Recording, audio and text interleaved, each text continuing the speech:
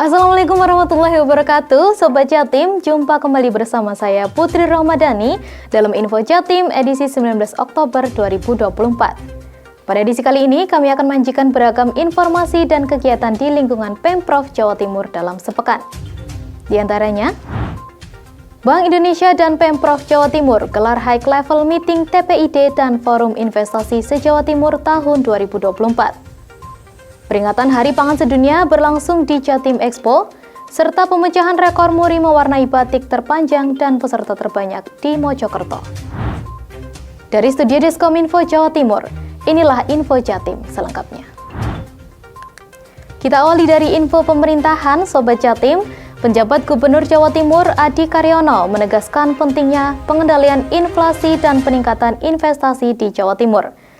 Penegasan itu disampaikannya dalam acara High Level Meeting atau HLM, Tim Pengendalian Inflasi Daerah atau TPID, dan Forum Investasi se-Jawa Timur tahun 2024, yang digelar di Gedung Negara Gerahadi, Surabaya pada Kamis 17 Oktober 2024. Berikut informasi selengkapnya.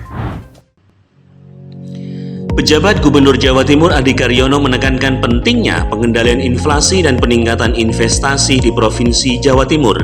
Penegasan itu disampaikannya dalam acara High Level Meeting atau HLM, Tim Pengendali Inflasi Daerah TPID dan Forum Investasi se-Jawa Timur tahun 2024 yang digelar di Gedung Negara Gerahadi, Surabaya pada Kamis 17 Oktober 2024. Adi Karyono menyampaikan rasa syukur atas capaian pembangunan di Jawa Timur yang telah berjalan dengan baik hingga saat ini. Ia juga menekankan pentingnya intervensi pemerintah dalam menghadapi tantangan ekonomi yang sedang dihadapi, terutama dalam hal inflasi dan investasi. Pengendalian inflasi dan peningkatan investasi menjadi kunci utama untuk memastikan pertumbuhan ekonomi yang stabil. Adi Karyono juga mengapresiasi kontribusi Provinsi Jawa Timur terhadap ekonomi nasional. Dengan laju pertumbuhan ekonomi mencapai 4,98%, Jawa Timur mencatatkan angka tertinggi di antara provinsi di Pulau Jawa. Di triwulan ketiga tahun ini, investasi di Jawa Timur berhasil mencapai 39,69 triliun rupiah. Hal ini menunjukkan komitmen yang kuat dalam mempertahankan daya saing ekonomi di tengah tantangan global. Adi Karyono pun mengharapkan agar kolaborasi yang baik antara pemerintah daerah dan pelaku usaha terus ditingkatkan guna menjaga momentum positif ini. Dari Surabaya, Tim Info Jatim melaporkan. Beralih ke info olahraga, Sobat Jatim, puncak peringatan Hari Olahraga Nasional 2024 tingkat Provinsi Jawa Timur berlangsung meriah di Gor Basket Kertajaya, Surabaya pada Kamis 17 Oktober 2024. Acara ini juga menjadi ajang pemberian penghargaan kepada insan olahraga berprestasi dan berkontribusi dalam pengembangan olahraga di Jawa Timur. Berikut liputannya.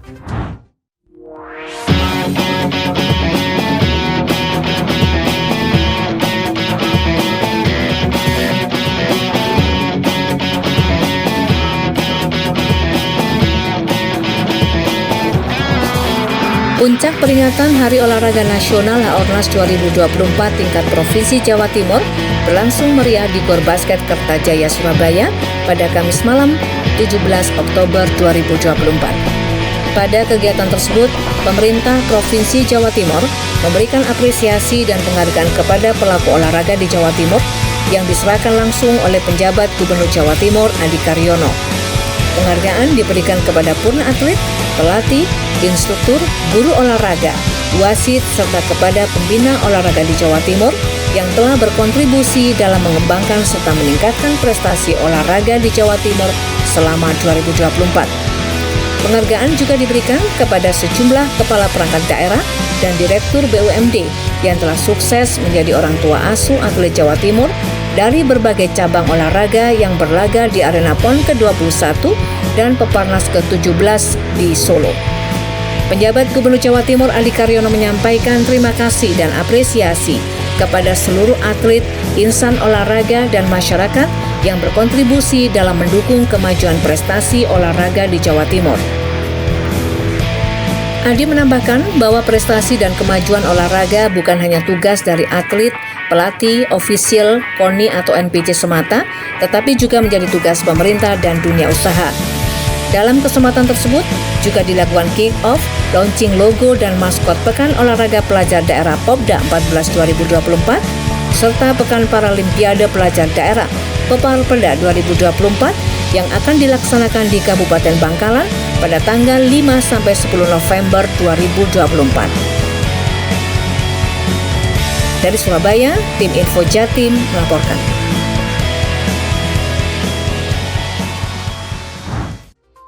Sobat Jatim, penjabat Gubernur Jawa Timur Adi Karyono menghadiri acara peringatan Hari Pangan Sedunia ke-44 yang digelar oleh Dinas Pertanian dan Ketahanan Pangan Provinsi Jawa Timur atau DPKP Jatim. PJ Gubernur Adi berharap status Jawa Timur sebagai lumbung pangan nasional dapat semakin dikukuhkan. Berikut laporannya.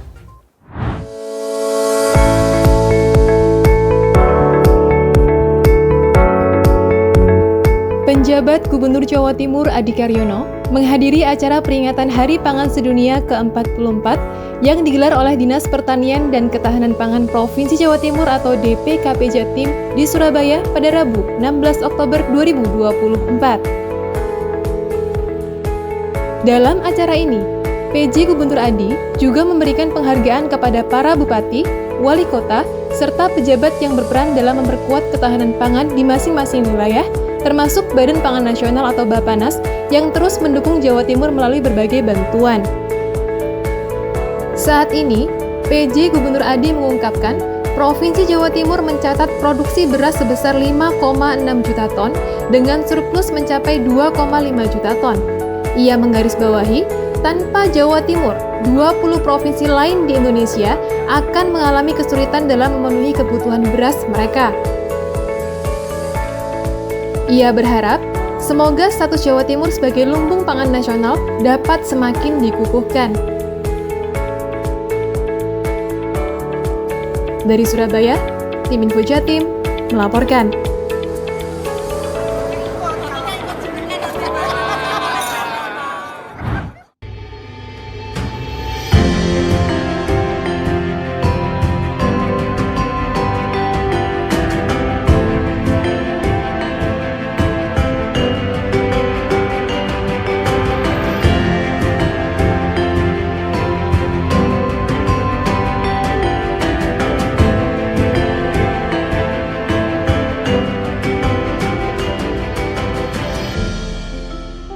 Dari ujung barat hingga timur, dari pegunungan hingga lautan, kita adalah satu. Jawa Timur, rumah bagi keberagaman yang amat mempesona. Dari ujung timur hingga barat, bersatu sebagai satu kesatuan. Bersatu dalam keberagaman. Bersatu untuk maju. Setiap dari kita memiliki peran penting dalam membangun kemajuan. Bersama-sama, kita bergerak maju. Dari sebuah kebersamaan, Provinsi Jawa Timur terus tumbuh dan berkembang dari segala sektor. Provinsi Jawa Timur terus melakukan pembenahan dan inovasi untuk bersama-sama membangun negeri. Guyup rukun dan gotong royong masyarakatnya membawa Jawa Timur terus melaju dengan berbagai capaian dan prestasi yang terus terukir di bumi Mojopahit. Berkaitan dengan gotong royong, ini memang kan hal yang menjadi budaya kita di masyarakat. Orang desa itu kalau nggak gotong royong, nggak akan disebut orang desa. Kebetulan kami banyak kegiatan kolaborasi antara kami di pemerintah desa dengan masyarakat. Hal kecil, misalnya kita ada pelebaran atau pembangunan jalan usaha tani. Kita di pemerintah desa itu cukup menyediakan material, tenaga kerja, maem, snack, dan lain sebagainya itu ditanggung oleh masyarakat. Karena masyarakat akan merasa memiliki apabila dia itu ikut andil di pekerjaan itu. Salah satunya yaitu dengan memberikan tenaga maupun makanan yang dimakan sendiri. Itu bidang tentang pembangunan. Satu di antara potensi Jawa Timur ditunjukkan dari dijadikannya provinsi ini sebagai Center of Gravity Ekonomi Kawasan Timur Indonesia. Pelabuhan Tanjung Perak, Jawa Timur melayani 21 rute dari 39 rute tol laut. sehingga hampir 80% logistik di 20 provinsi Indonesia Timur disuplai dari Jawa Timur. Selain itu, Jawa Timur merupakan penyumbang perekonomian terbesar kedua di Pulau Jawa sebesar 25,7%. Pertumbuhan ekonomi di Jawa Timur pasca pandemi terus berkembang, selalu di atas nasional. Pertumbuhan ekonomi Provinsi Jawa Timur juga didukung dengan berkembangnya usaha-usaha masyarakat yang mampu meningkatkan angka perekonomian di bumi Majapahit. Dibekali dengan pengetahuan manajemen dan inovasi-inovasi terbaru, para pengusaha dan UMKM melesat menopang pertumbuhan Jawa Timur. Ketika ada banyak kunjungan atau bagaimana, itu juga warga yang punya usaha UMKM juga jalan gitu. Terus untuk pekerjanya kita juga diambil dari warga kita sendiri. Jadi alhamdulillah kebanyakan dari pekerja kita adalah mantan TKI TKW. Dan sekarang sudah berada di rumah, nggak bisa kerja lagi, jadi kita manfaatkan untuk bisa bekerja di Batik. Dan alhamdulillah luar biasa supportnya ya. Kayak untuk pengadaan seragam dan sebagainya. Kebanyakan dari dinas-dinas juga larinya ke sini untuk tamu-tamu dari luar provinsi atau gimana gitu juga alhamdulillah diambilkan dari Batik Candi juga gitu. Melalui sektor pertanian dan potensi agronya, Jawa Timur menjadi provinsi lumbung pangan nasional.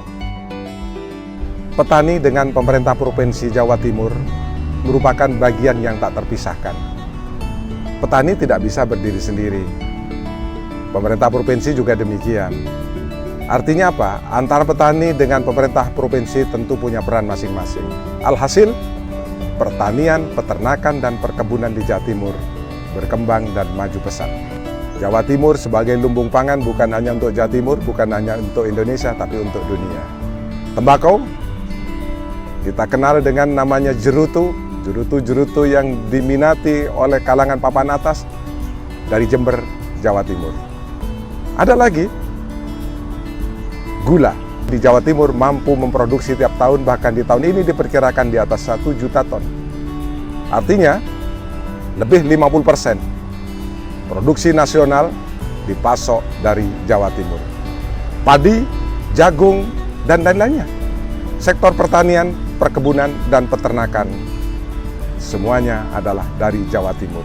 Bahkan kebutuhan pangan di daerah-daerah di luar Jawa Timur banyak dipasok dari Jawa Timur. Itulah sebabnya mengapa Jawa Timur menjadi lumbung pangan bukan hanya untuk Jawa Timur, tapi untuk Indonesia.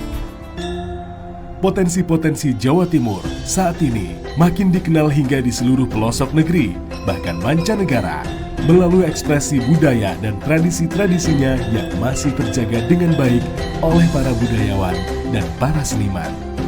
Itu bisa dikatakan sebagai ujung tombak mempersatukan masyarakat dari berbagai kalangan. Tentang reog sekarang sudah betul-betul dikenal di luar negeri.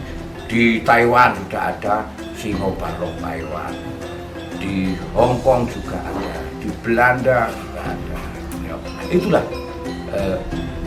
tanpa kita sadari, tanpa kita rekayasa, itu adalah kekuatan dari reog itu sendiri untuk menarik cinta masyarakat dengan seni budaya, yaitu reog rukun eling ono gunane seperti itu. Jadi bermanfaat untuk segalanya dan juga untuk mengangkat ekonomi kerakyatan. Karena apa? Di setiap ada tampilan reog di situ yang mendapat rezeki bukan reog aja, bukan pemain reog aja, juga yang yang jualan makanan ringan. Di situ pasti ramai itu. Ora bakal hilang katindes rejaning zaman. Ora bakal luntur kaubek ombake kahanan. Selain itu, pendidikan di Jawa Timur juga semakin berkembang dengan baik, ditunjukkan dengan berbagai ukiran prestasi para pemuda-pemudi. Alhamdulillah kami ada inovasi-inovasi yang bisa kami lakukan di SMK Negeri 3 Malang yang bisa mendorong kita bersama-sama membangun pendidikan di Jawa Timur melalui inovasi-inovasi. Inovasi yang kami buat selama ini adalah adanya teaching factory, yaitu yang biasa disebut dengan TEFA. Itu adalah inovasi di bidang pembelajaran, di mana teaching factory itu merupakan wadah bagi anak-anak SMK yang langsung praktik, banyak skill yang mereka dapat gitu. Wadah inilah yang melingkupi anak-anak untuk skillnya, sehingga kami harapkan mereka nantinya lulus itu bisa mempunyai skill yang bagus, bisa untuk melanjutkan pendidikannya, kemudian bisa ikut di industri tersebut atau dia membuka wirausaha sendiri.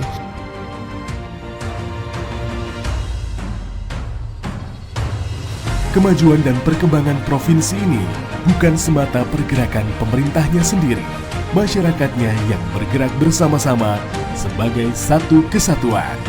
Kita Jatim bersatu, kita bergerak untuk maju. Jatim bersatu, bersama untuk maju.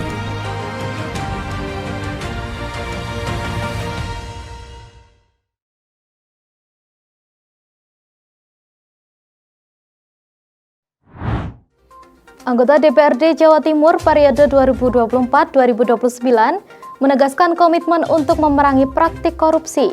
Komitmen itu dilakukan melalui penandatanganan bersama di depan Komisi Pemberantasan Korupsi atau KPK pada Rabu 16 Oktober 2024. Penandatanganan secara resmi itu diwakili oleh 10 orang yang merupakan perwakilan dari unsur fraksi dan pimpinan sementara DPRD Jawa Timur. Berikut informasi selengkapnya.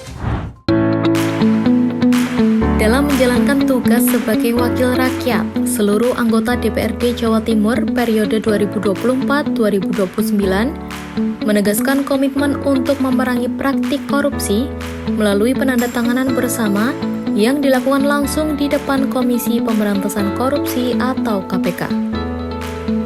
Penandatanganan secara resmi itu diwakili oleh 10 orang yang merupakan perwakilan dari unsur fraksi dan pimpinan sementara DPRD Jatim.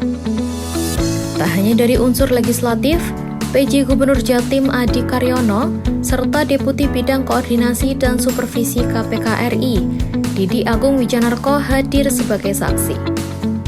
Dalam kesempatan itu, KPK mengingatkan bahwa tindakan korupsi akan menimbulkan hukuman serta sanksi yang berat, di antaranya hukuman seumur hidup, penjara 20 tahun, dan denda hingga hukuman mati. Dari Surabaya, tim Info Jatim melaporkan. Sobat Jatim, pemerintah Kota Mojokerto sukses memecahkan rekor Museum Rekor Indonesia atau MURI, membatik terpanjang dan peserta terbanyak. Prestasi luar biasa ini diselenggarakan di sepanjang Jalan Hayam Wuruk, Kota Mojokerto pada Selasa 15 Oktober 2024. Mari kita simak liputannya. Pemerintah Kota Mojokerto sukses memecahkan rekor Museum Rekor Indonesia atau MURI, mewarnai batik terpanjang dan peserta terbanyak. Prestasi luar biasa ini diselenggarakan di sepanjang Jalan Hayam Wuruk, Kota Mojokerto pada Selasa 15 Oktober 2024. Prestasi yang juga pemecahan rekor dunia ini dihadiri langsung oleh Menteri Pariwisata dan Ekonomi Kreatif atau Menparekraf RI Sandiaga Salahuddin Uno, PJ Gubernur Jawa Timur Adi Karyono, dan Direktur Kuliner Kriya Desain dan Fashion Kemenparekraf RI Yuke Sri Rahayu. Selain pemecahan rekor MURI juga dirangkai dengan pameran hasil dari inkubasi arsitektur dan desain interior, serta inkubasi desain produk hasil binaan Kemenparekraf. Selain itu juga ada launching e-commerce Mejo Sadean Zona Kuliner Halal, Rumah Potong Hewan atau RPU Halal, dan Rumah Potong Umum atau RPU Halal. Dari Mojokerto, tim Info Jatim melaporkan. Beralih ke berita pendidikan, Sobat Jatim, Universitas Airlangga bersama pemerintah Provinsi Jawa Timur telah menggelar gala dinner untuk menyambut penyelenggaraan PIMNAS ke-37 di Gedung Negara Gerahadi pada 15 Oktober 2024. Tidak hanya gala dinner, kegiatan juga dimeriahkan dengan nonton bareng laga kualifikasi Piala Dunia Zona Asia antara Timnas Indonesia melawan China. Berikut informasinya untuk Anda. Universitas Airlangga bersama pemerintah Provinsi Jawa Timur menggelar gala dinner untuk menyambut penyelenggaraan PIMNAS ke-37. Gala dinner berlangsung di Gedung Negara Gerahadi Surabaya pada Selasa 15 Oktober 2024. Tidak hanya gala dinner, kegiatan juga dimeriahkan dengan menonton bareng laga kualifikasi Piala Dunia Zona Asia antara Timnas Indonesia melawan China. Gubernur Jawa Timur menyampaikan rasa bangganya bisa menjadi bagian dari event nasional yang prestisius.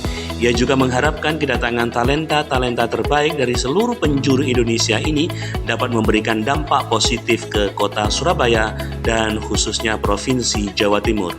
Sementara itu, Rektor Universitas Airlangga Surabaya Muhammad Nasih menyampaikan laporannya terkait penyelenggaraan kegiatan PIMNAS ke-37 di UNER. Saat ini terdapat 526 tim dari 118 perguruan tinggi yang akan berlaga pada gelaran PIMNAS ke-37. Prof. Nasih juga menyampaikan rasa terima kasihnya atas bantuan pemerintah Provinsi Jawa Timur dalam mensukseskan gelaran PIMNAS ke-37 di UNER. Dari Surabaya, tim Info Jatim melaporkan. Sobat Jatim, demikian beragam Info Jatim edisi kali ini. Saya Putri Ramadhani pamit undur diri dari hadapan Anda. Sampai jumpa, salam optimis, Jatim bangkit. Wassalamualaikum warahmatullahi wabarakatuh.